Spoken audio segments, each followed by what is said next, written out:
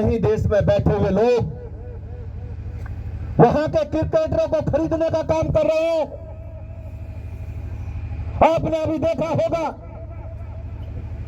कि देश में बैठे हुए गद्दार जिन्हें देश ने यहां तक पहुंचाया, देश के लिए उन्होंने आज तक कुछ किया हो तो बताओ। शाहरुख खान जैसे गद्दार आज वहां के रहमान जैसे क्रिकेटरों को 9.5 करोड़ में खरीदने का काम कर रहे हैं। मैं बताना चाहता हूं कि पाकिस्तान खेलने नहीं आ सकता तो बांग्लादेश का खिलाड़ी भारत में कैसे खेलने आ सकता है, मैं पूछना चाहता हूं। जो है कि खेल हो या मजहब हो, हर जगह सियासत चल रही है। अब बीसीसीआई ने अगर ऐसी ही बात थी, उनके हिसाब से अगर ये सही नहीं था तो उनको पहले कह देना चाहिए था, कर देना चाहिए था। और ये सभी को पता है कि ये जो T20 का जो ये खेल होता है, ये खेल मोर फन के लिए होता है, न कि एक्चुअली कोई क्रिकेट का उससे जो उसका जो बेसिक प्रोफेशनलिज्म है उससे उसका ताल्लुक जरूर रहता है, पर उतना भी नहीं रहता है। इसलिए प्लेयर्स की नीलामी होना और सारी चीजें होना, और प्लेयर्स के नीलामी के पैसे जो कैसे कैसे दिए जाते, कैसे कैसे रेज किए जाते अलग अलग तरीके से, ये सब भी सबको पता है। और इन हालातों में एक अचानक एक संगीत सोम, जो कि एक कभी एक एमएलए थे और वो एक बड़े वोकल धार्मिक मामलों के ही प्रवक्ता है, मैं तो नहीं कहूंगा कि वो कोई पार्टी के प्रवक्ता है, और उसको लेकर वो हर वक्त हंगामा करते रहते हैं कि मैं समझता हूं ये अपने आप में बात बहुत सही नहीं है, न सही है न अच्छी बात है। इसलिए इस तरह की बातें करने की जरूरत भी नहीं होती है, न होनी चाहिए।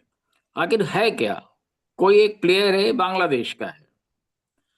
बांग्लादेश में उनका कहना है कि बांग्लादेश में हिंदुओं के साथ बड़ी ज्यादती हो रही है। बंगाल का चुनाव आ रहा है तो इसलिए अब उनको याद आ गया कि हिंदुओं के साथ वहां ज्यादती हो रही है।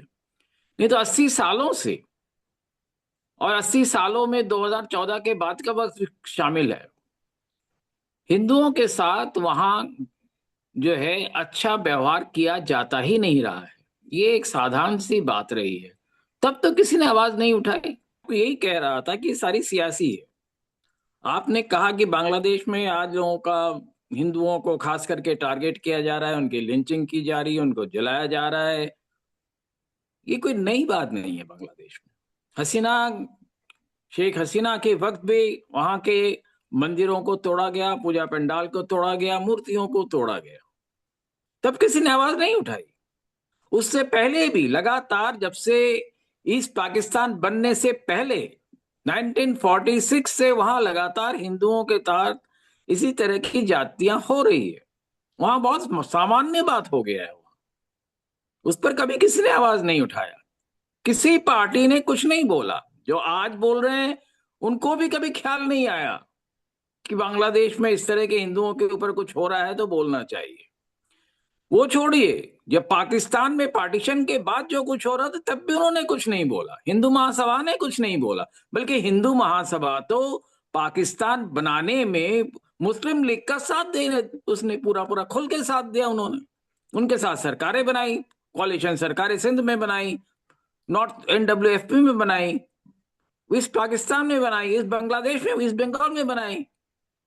तब तो उनको याद नहीं है कि हिंदुओं के साथ जाती हुई डायरेक्ट एक्शन पे हिंदू महासभा के कितने स्टेटमेंट है, जरा ढूंढ के देख लीजिए जरा। तो ये सारी सियासी बातें इस वक्त हो रही है। बांग्लादेश में जो हालात है वो सबको पता है। इंटरनेशनली बांग्लादेश आज जिस तरह से चीजें हो रही है, पूरा इवेंट सिस्टम उसको देख रही है। ऐसा कोई बात नहीं है कि नहीं हो रहा है, सबको पता है। पर पिछले 10 सालों में भी आपको याद नहीं आए कि वहां इस तरह की चीजें हो रही हैं, तब भी आपने नहीं बोला। उससे पहले BNP की हुकूमत थी, तब भी होता रहा, तब भी आपने नहीं बोला। आज अचानक इतनी सिंपैथी बांग्लादेश के हिंदुओं के साथ क्यों हो रही है? हिंदुओं के साथ होनी चाहिए, ठीक है, कोई भी हो, होना चाहिए। पर अचानक इतने सालों बाद, क्योंकि वेस्ट बंगाल का चुनाव कुछ महीनों बाद होना है, इसलिए चीजें को उठाना है। इससे परंपरा नहीं है, हिंदुस्तान में ये परंपरा नहीं रही है। और कथावाचक वगैरह जो हैं आजकल वो भी किसी न किसी के इशारे पे काम कर रहे हैं, और हर एक का कोई ना कोई अपने, जो उनकी कथावाचक का जो एक धर्म है, उसके अलावा कई तरह के उनके साथ जो कई तरह के झंडे लगे हुए हैं। तो इसलिए वो अगर कोई बात कर रहे हैं तो हमें उसको सीरियसली नहीं लेना चाहिए। वो भी सियासत ही कर रहे हैं, ये सब सियासती हैं कथावाचक। कोई भी कथावाचक ऐसा नहीं है जो पहले जैसे खुल के जो समाज में बात होती थी, आज से नहीं। सैकड़ों साल से कुंभ मेले में इस तरह की जो कथावाचक है वो सारी बातें करते थे, पर इतने इरेशनली जिस तरह से बातें हो रही, इस तरह से बातें नहीं होती थी।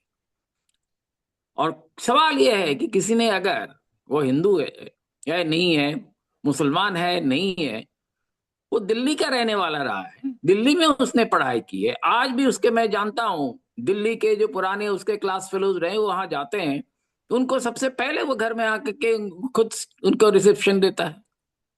तो इस तरह की बातें करके हम क्या जोड़ना चाहते हैं कि हम वोट के लिए हिंदुस्तान की जो समाजी एक सौहार्द है उसको बर्बाद करना है हमें?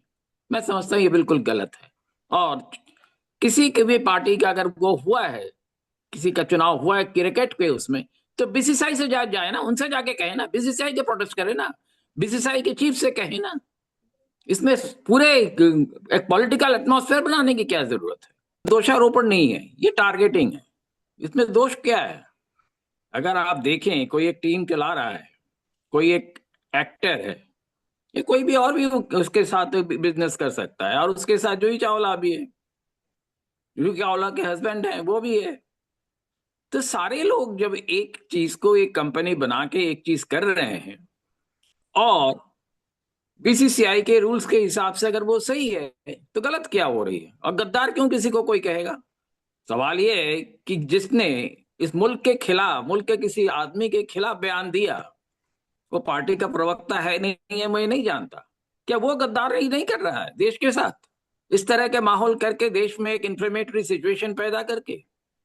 ये भी तो गद्दारी है। तो ये गलत चीजें हो रही हैं, और ये जो पॉलिटिकली, पॉलिटिक्स को पॉलिटिक्स में रखना चाहिए और खेल को खेल की जगह रखना चाहिए। और इन सारी चीजों को जब घालमेल करके मिलाते हैं और उसको एक फायदा लेना चाहते हैं, तो वो उसमें सारी जो है तरह तरह की परेशानियां बढ़ती हैं। अभी मैं कुछ देर पहले, ये ऐसा नहीं हो रहा है इस वक्त सिर्फ हिंदू समाज के ही इसमें ऐसा हो रहा है, मुस्लिम समाज में भी बड़ी वो हो रही है, बातें हो रही कि हमारे जो राइट्स हैं, वो उस पर जो बहुसंख्यक है वो आकर हमारे राइट्स को रोक रहे हैं। सवाल है कि बहुसंख्यक कौन है? जो बहुसंख्यक है, किसी ने क्या किसी पार्टी को उसका ठेका दिया हुआ है? क्या कोई भी ऐसा ग्रुप है जिसको किसी बहुसंख्यक ने ठेका दे रखा है यहाँ?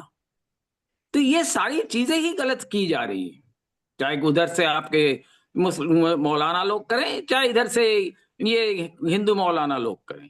ये गलत बातें हो रही हैं।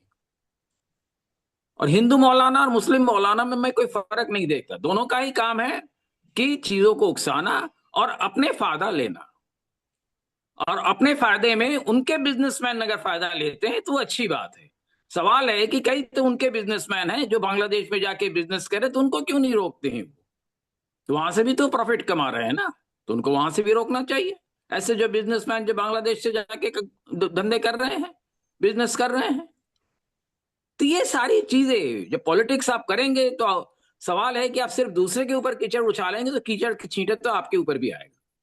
और ये जो कुछ भी हो रहा है, मैं समझ रहा हूं ये गलत हो रहा है, और ये बिल्कुल इस तरह की बातें नहीं होनी चाहिए। अगर हिंदुओं के साथ वाकई वहां का आपकी सिंपैथी है, तो उसको इंटरनेशनल फोरम में बात कीजिए, उस तरह से जाके बात कीजिए। आप इवन जो पीस फोर्स है उसको वहां भेजने की बात कीजिए, वो बात तो समझ में आती है।